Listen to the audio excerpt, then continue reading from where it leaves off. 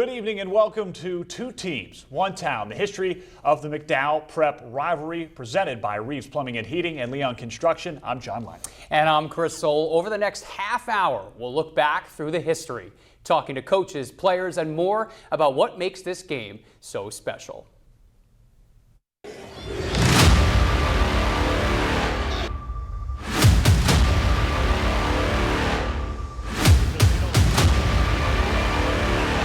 His face and I want to be a Rambler, and I want to be able to play in a game like this, and it's something special.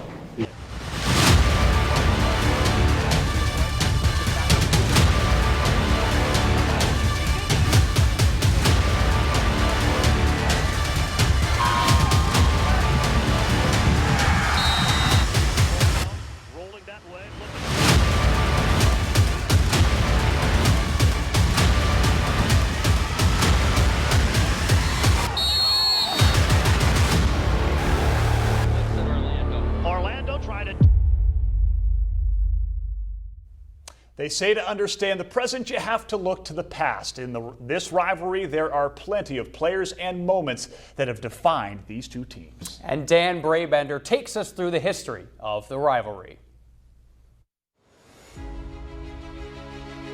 In Erie, Pennsylvania, there's one game that splits two fan bases. First thing I think of is Democrats versus the Republicans, MSNBC versus Fox News. The 1957 Yankees against the 1957 Milwaukee Braves.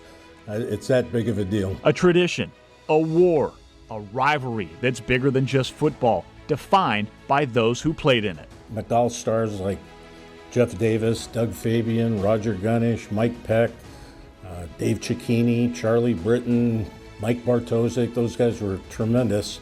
And they played in that era for McDowell about 1967 through 1971, a 5-year period when Joe Moore was head coach at McDowell. And for those 5 years, they were 41-4. Prep had some great teams in the late 1980s, and Mike Mishler played for Prep during those years. Other stars were guys like Eric Lewandowski, Mike Heberle, great quarterback, played at Pitt. Rick Kaczynski started at Notre Dame. Tim Colicchio, maybe the greatest running back in the history of Erie. Mark Tate, who started at Penn State and played for the Eagles. Sean Coleman started at University of Pennsylvania. There's so many Prep stars. Decades of battles, heroes made under the lights of Friday nights. Legends written in sweat, grit, and heart.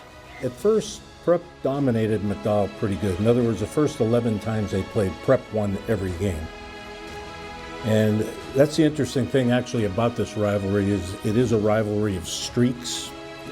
And Prep did win those first 11 games. I do remember some of those games. I remember when Joe Buffalino, who ended up being Strong Vincent's great coach, in the 1965 game at McDowell, he caught a pass that was batted around by 3 or 4 people in the end zone. He came down with it late in the fourth quarter. Prep won 6-0. I remember that game real well.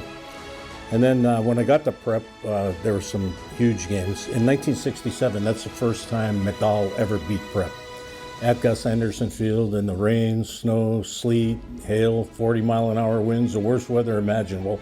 McDowell upsets Prep 29-0. Cathedral Prep, McDowell. Every year, the stakes get higher, the fire burns brighter. Famous game was in 1968, and that was the first year after McDowell beat Prep for the first time. And it was at the Erie Stadium. That was to be the big revenge game for Cathedral Prep. 15,000 fans at the Erie Stadium. And it was billed as the arm versus the foot. The arm was meant to be Prep's Air Force with the great Pat Steenberg at quarterback, went on to start at Notre Dame. And the foot was McDowell's artillery, Jeff Davis, the great running back.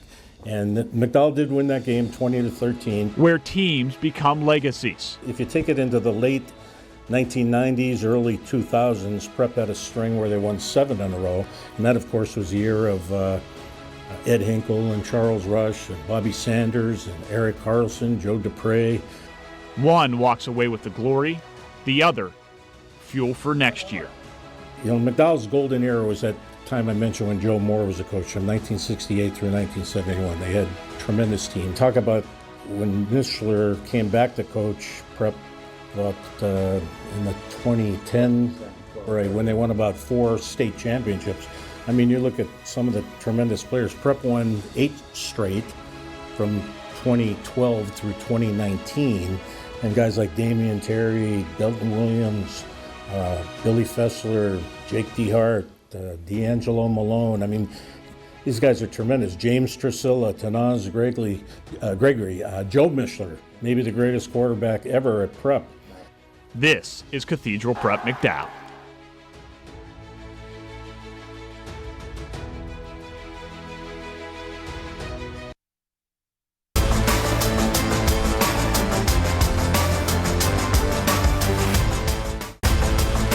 At McDowell, its coaching staff has 2 men who have led the Trojans in the rivalry matchup. And while they know a thing or two about guiding teams from the sidelines, they also know what it means to suit up and play in this contest.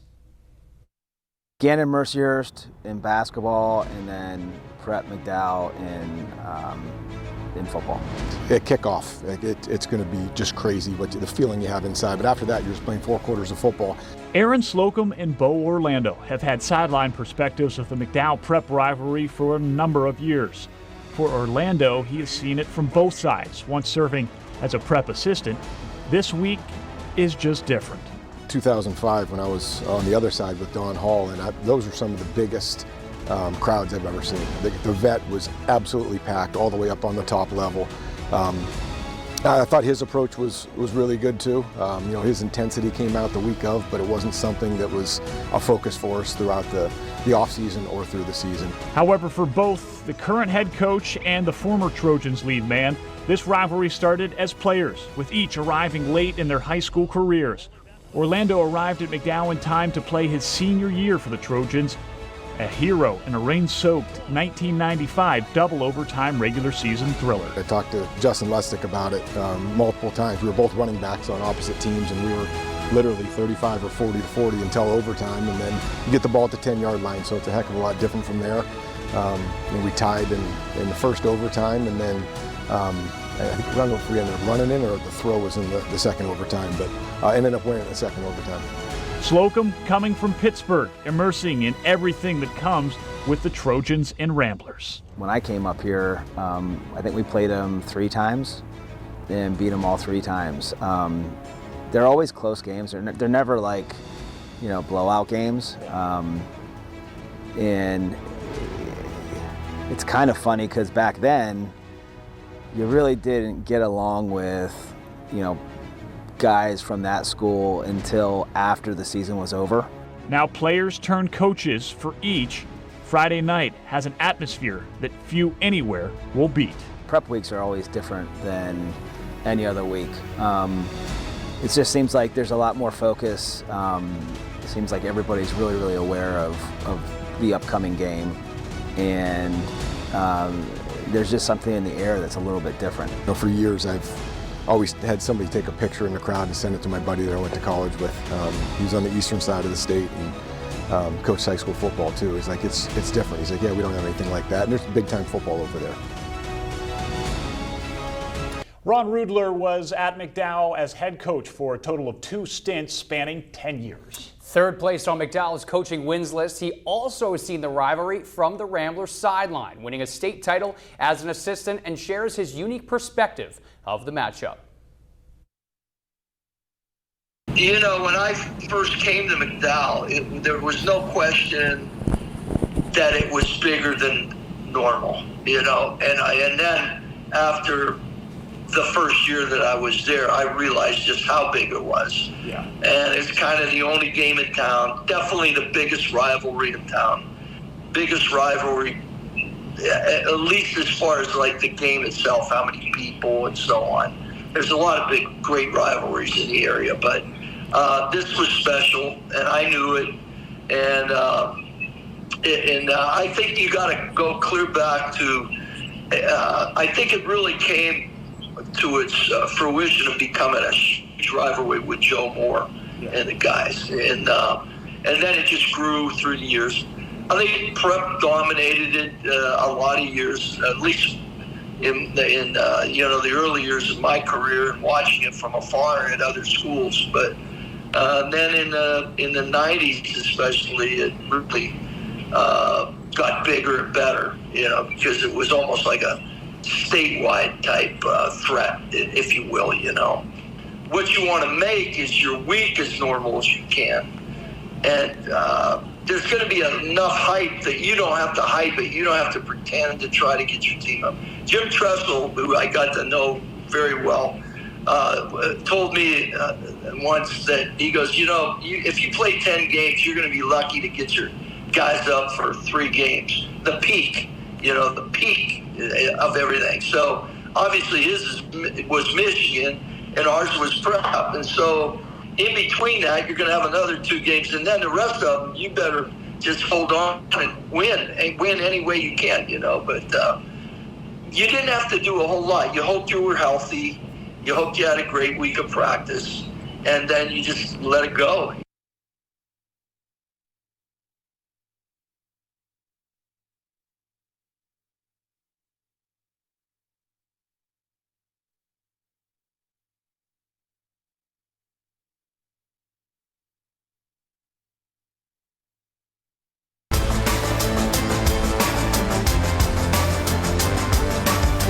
Welcome back. For a pair of Cathedral Prep coaches, the rivalry takes on plenty of meaning. Both have experienced it as a player and have led the Ramblers. They reflect on what it means to don the orange and black for this game. I mean, there's no disrespect to any other, organizations or schools or, colleges or pro teams, whatever in the area. I still believe that the Cathedral Prep, McDowell, football rivalry and the game is, to me, the best sporting event in our town. And it's been one that's been a part of their lives as players and coaches from the earliest of days. It left an impression right from then. It was different than other sporting events I'd attended, and you could tell the vibe and the electricity in that rivalry was pretty neat way back even then. Mike Mishler and Don Hall have matriculated from their time taking the field. Just getting back, the trip back from McDowell or back from the stadium, those are just special moments you have with your teammates, and exciting, and always being able to have that, kind of, marker in your pocket that you're able to win that one when you're a player. So. To coaches and games against McDowell that sparked turnarounds in the program, like when Mishler took over in 1998.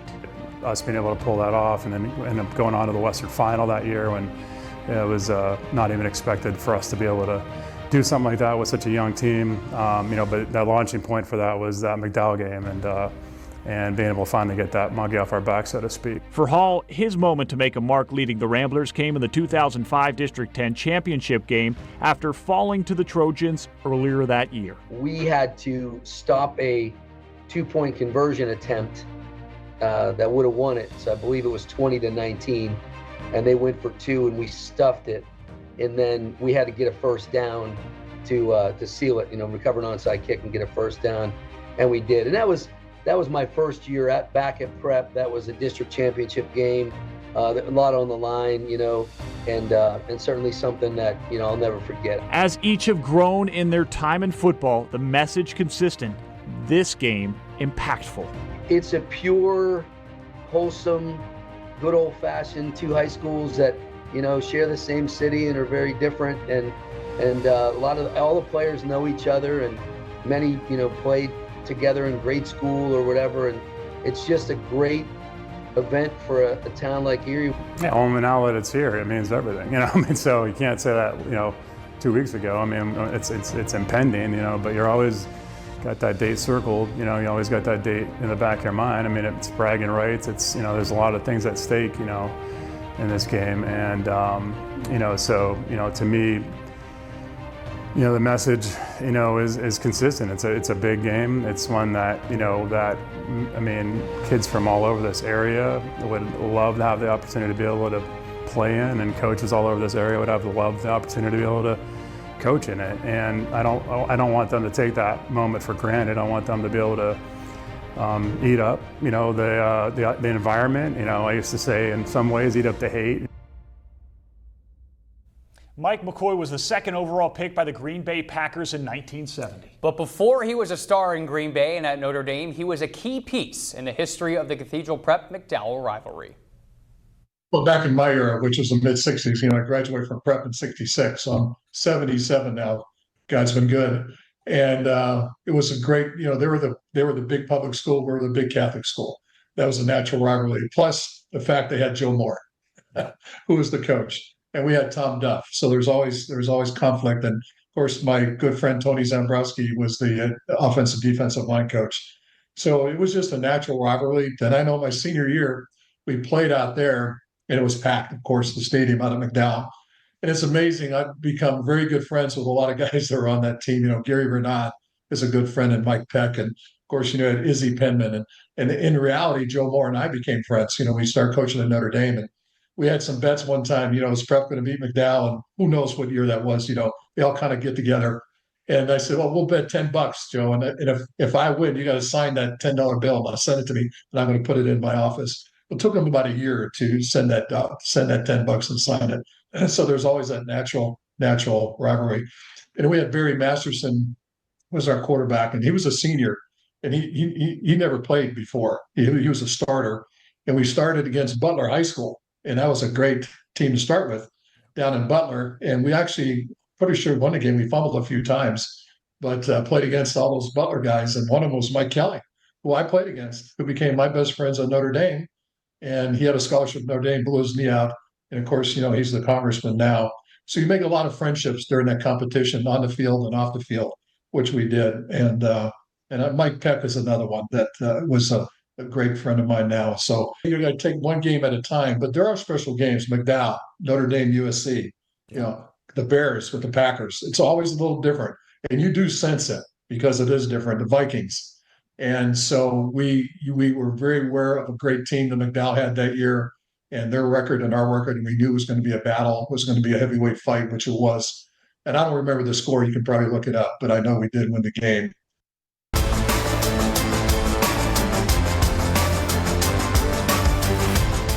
Rick Reeves was a former Cathedral Prep football player, so he knows exactly what this game means.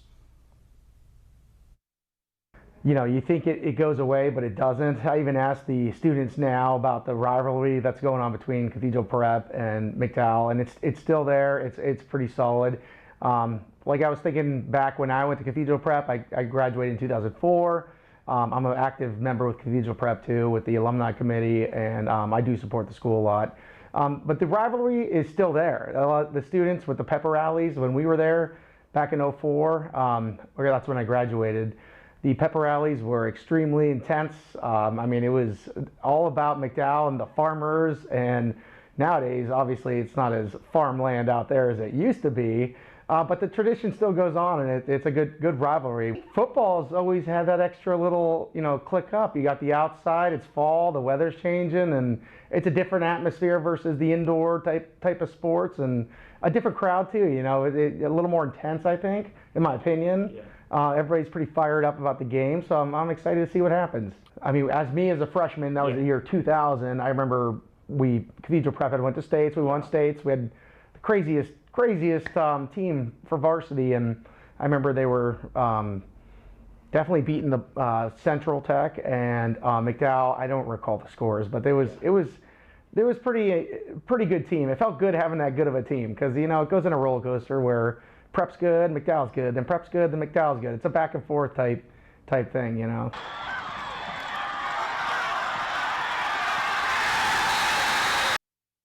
Welcome back, everybody. Chris Soul alongside Mike Ruzzi. Mike, pleasure to have you along. Mike, when it comes to McDowell Cathedral Prep, talk to me about what it's like to cover it from an outside media perspective. Chris, for me, my first game was in 1982. First season I covered high school football around here. And they ended the season, and the day just started, and there was this incredible snowstorm, and it turned into a blizzard, and no one thought they were going to play that night, and they did. And I'll never forget that because it was 0-0 late in the third quarter. There was a measurement for a third down in inches. They couldn't find the markers. It took like 10 minutes before they could decide whether it was a first down or not, and Prep finally won 13-6. But there were like 12,000 people literally at Veterans Stadium, one of the biggest crowds ever, and the people came out that night despite the weather conditions. Mike, you've been covering this rivalry for over 4 decades now. How have you seen it grow throughout your time covering it? Well, I think the intensity level, Chris, has remained the same. I mean, when the schedule would come out, and it hasn't changed now, when it comes out, the District 10 releases everything, it's one of the matchups you look for right away. There was a time they played it at the end of the year. There was a time they played it in the middle of the year, then even like 2 weeks in. Did not matter, because you found out that these fan bases, the alumni, the student body, they look forward to this forever. And what I also found out is they never forget the biggest moment of the game or the final score. Talk about those biggest moments. I'm sure you've seen quite a few. Is there one that stands out to you? Individually, it was a game Tim Colicchio had against the Trojans at Veterans Stadium. I think he had something literally like 6 touchdowns. It was a phenomenal game. He went on to play Division I college football, but he just dominated. And that game really sticks out to me, along with the snow game, because as kids, we all grow up playing in the snow and those conditions. They got to live it on the biggest high school stage here in front of like 12 or 13,000 people. I appreciate it, Mike. Chris Soll and Mike Ruzzi will send it back to the program. Thanks so much for watching. Have a great night.